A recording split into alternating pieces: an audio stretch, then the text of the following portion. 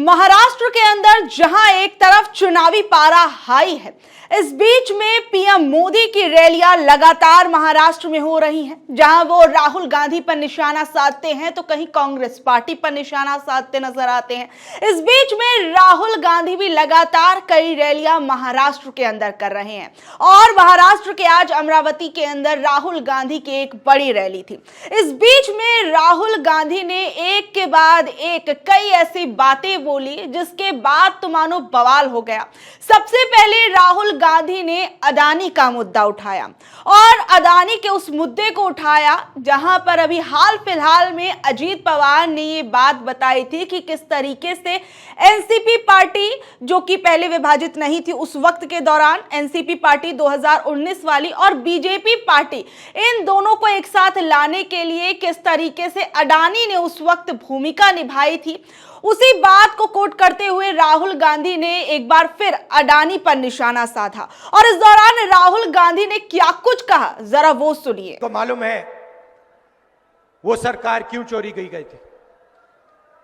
वो सरकार धारावी के कारण चोरी की गई थी, क्योंकि बीजेपी के लोग नरेंद्र मोदी, अमित शाह धारावी की जमीन, महाराष्ट्र के गरीब लोगों की जमीन, 1 लाख करोड़ रुपए की जमीन अपने मित्र गौतम अडानी को देना चाहते थे। इसीलिए महाराष्ट्र की सरकार आपके हाथों से चोरी की गई है और यह पूरा महाराष्ट्र जानता है, पूरा महाराष्ट्र जानता है। आंखों के सामने करोड़ों रुपए देकर, एमएलए खरीदकर आपकी सरकार आपसे छीनी गई, चोरी की गई। तो आपने सुना कि किस तरीके से राहुल गांधी ने कहा कि अडानी को जो महाराष्ट्र के अंदर धारावी जैसा बड़ा प्रोजेक्ट दिया गया है उसके पीछे का आखिर में क्या कारण था और अडानी ऐसा क्यों चाहते थे कि एनसीपी और बीजेपी पार्टी ये दोनों ही एक साथ आ जाएं। तो आप समझ सकते हैं कि अडानी के मुद्दे को किस तरीके से राहुल गांधी महाराष्ट्र के चुनावों में भी फिर एक बार बार या कहें कि दोहराते हुए नजर आ रहे हैं। इस बीच में राहुल गांधी ने पीएम नरेंद्र मोदी को घेरते हुए उनकी मेमोरी की बात कर डाली। कहा कि उनका जो मेमोरी लॉस है उसके बारे में, इसके साथ साथ उन्होंने मीडिया कर्मियों के बारे में भी बहुत कुछ कह दिया। दरअसल इस दौरान राहुल गांधी ने बताया कि किस तरीके से मीडिया के अंदर के करोड़ों रुपए लगाए गए ताकि उनकी छवि को खराब किया जा सके। तो सबसे पहले आगे मीडिया के बारे में भी बात की जाएगी, लेकिन राहुल गांधी ने पीएम मोदी पर किस तरीके से निशाना साधा और मेमोरी लॉस की बात की, जरा एक बार आप वो सुनिए। महाराष्ट्र का 6 साल का बच्चा जानता है और फिर प्रधानमंत्री आते हैं और कहते हैं कि राहुल गांधी रिजर्वेशन के खिलाफ है।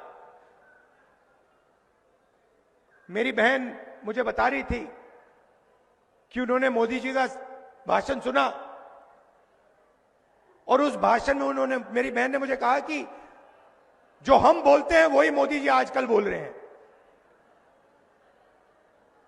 पता नहीं, शायद मेमोरी लॉस हो गया है। जैसे अमेरिका का पूर्व राष्ट्रपति था, कभी कुछ बोलता था, कभी कुछ बोलता था, भूल जाता था, उसको याद दिलाना पड़ता था पीछे से, भैया आपको ये नहीं बोलना, आपको ये बोलना है। वहां पे यूक्रेन का राष्ट्रपति आया और अमेरिका के राष्ट्रपति ने कहा कि भैया रूस के राष्ट्रपति पुतिन आए हैं। उनके पीछे लोग आए, कहे नहीं नहीं नहीं भैया रूस के नहीं है, यूक्रेन के हैं। उनका मेमोरी लॉस हो गया था। वैसे ही हमारी प्रधानमंत्री का मेमोरी लॉस हो रहा है। जहां एक तरफ पीएम मोदी को लेकर राहुल गांधी बोलते हुए नजर आए, वहीं उन्होंने मीडिया कर्मियों को लेकर भी कह डाला कि जो ये मेन स्ट्रीम मीडिया है वो किस तरीके से वहां पर जो लोग काम करते हैं, मुझे उन लोगों से नाराजगी नहीं है क्योंकि वो लोग तो कहीं और काम कर रहे हैं, उनको अपने घर पालना है, अपने बीवी बच्चों को पालना है, अपने बच्चों को पढ़ाना है, इसलिए इनको जो कहा जाता है वो वैसे ही करते हैं। और सोचिए मेरी जो छवि है उसको बिगाड़ने के लिए किस तरीके से करोड़ों करोड़ों रुपए जो है वो लगाए गए, जरा वो भी सुनिए। राहुल गांधी ने किस तरीके से मेन स्ट्रीम मीडिया पर भी निशाना साधते हुए किस तरीके से अपनी छवि को बिगाड़ने के लिए क्या कुछ नहीं किया गया उसके बारे में बताया। मैं 1 साल से हर भाषण में यह कह रहा हूं, मीडिया वाले दिखाते नहीं है, ये उनके हैं।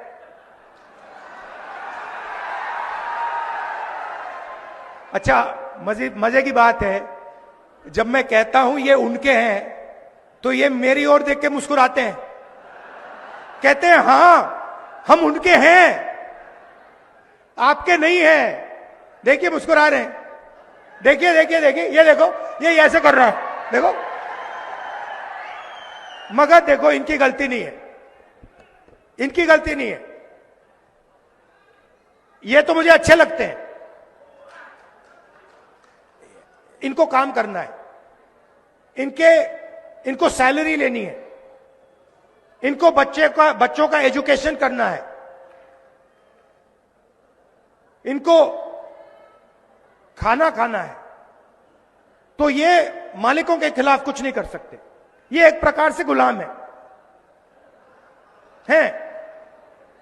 तो इनसे मेरी कोई लड़ाई नहीं है,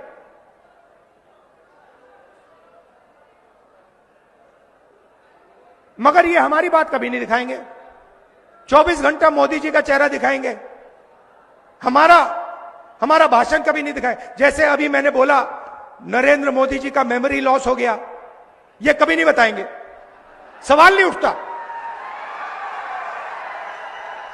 आप देखना, आज शाम को टीवी देखना, कहेंगे मोदी जी की मेमोरी तो बड़ी जबरदस्त है, वो एक बार कुछ सुन लेते हैं तो 70 साल के लिए वो उसको भूलते नहीं है। और फिर उसमें जोड़ देंगे जब वो छोटे थे, झील में जाके वो मगरमच्छ से लड़े थे और मगरमच्छ को उन्होंने डुबाया, मगर जब गंगा जी में जाते हैं तो लगता है कि तैरना नहीं जानते हैं।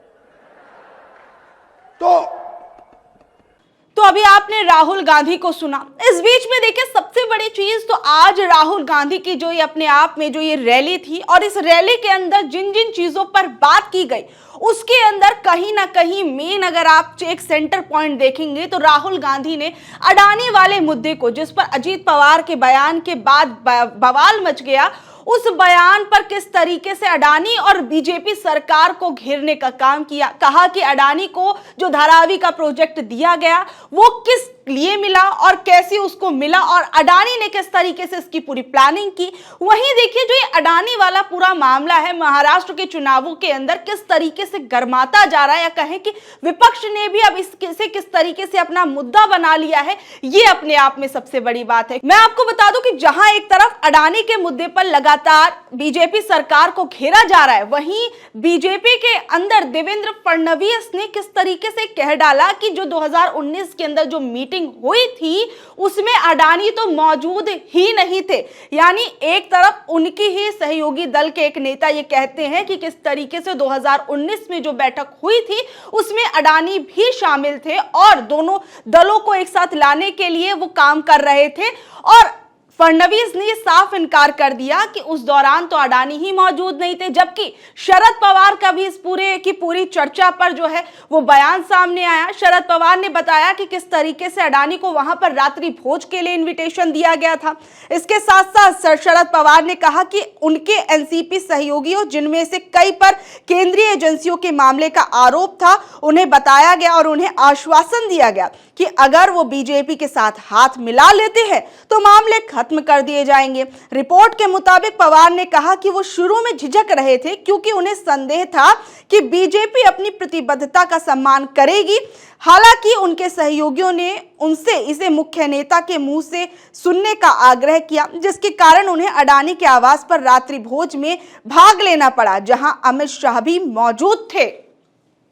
यानी आप समझ सकते हैं कि जहां एक तरफ शरद पवार अजीत पवार। हालांकि अजीत पवार अपने इस बयान के बाद थोड़ा टालमटोल करते हुए नजर आए, लेकिन ये इतनी बड़ी बात अजीत पवार ने गलती से तो मुझे लगता है कि नहीं कही होगी, वो भी ऐसे माहौल में जब अडानी के किसी भी मुद्दे को विपक्ष छोड़ने को तैयार नहीं होता।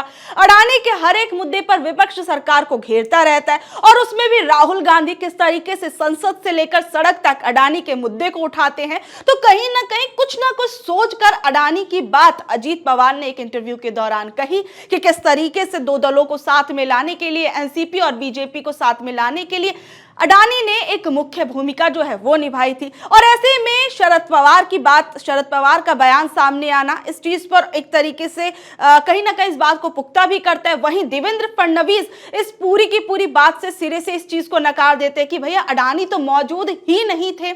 तो अब ये जो राजनीतिक परिस्थितियां बन रही हैं, कहीं ना कहीं महाराष्ट्र के चुनावों में असर जरूर डालेंगी और अडानी के मुद्दे को अब फिर एक बार जो है महाराष्ट्र के चुनावों के अंदर फिर से उछाला जा रहा है। बहरहाल अब ये देखा जाएगा कि अडानी का मुद्दा महाराष्ट्र के चुनावी नतीजों पर क्या असर डालता है और साथ ही साथ में इससे बीजेपी पार्टी को कितना नुकसान होता है, ये सब चीजें देखने वाली बात रहेंगी। बहरहाल महाराष्ट्र के अंदर 20 नवंबर को चुनाव होने हैं, 23 नवंबर को नतीजे आ जाएंगे, जिसके बाद ये साफ हो जाएगा कि महाराष्ट्र के अंदर किसकी सत्ता जो है वो बनने वाली है, या फिर जो है 50-50% वाली स्थिति बन जाएगी। कभी कोई भी दल जो है वो सरकार बना सकता है।